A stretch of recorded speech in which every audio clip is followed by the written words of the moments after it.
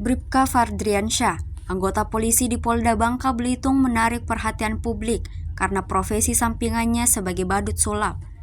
Melalui akun TikToknya @riangendut_lnd, Bribka Rian sapaan akrabnya membagikan berbagai konten kesehariannya menjalani dua profesi sekaligus.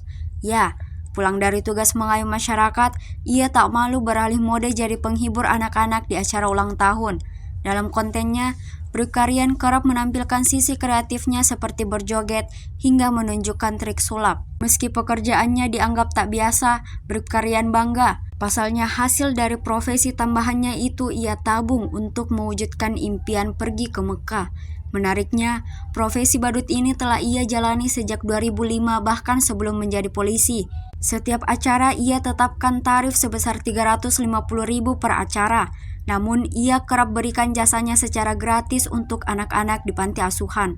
Kapolda Bangka Belitung, Irjen Pol Hendro Pandowo, memuji aksinya sebagai sesuatu yang positif. Sebagai ayah dari dua anak laki-laki, membuktikan bahwa kerja keras, kreativitas, dan dedikasi dapat membawa manfaat baik untuk diri sendiri maupun orang lain.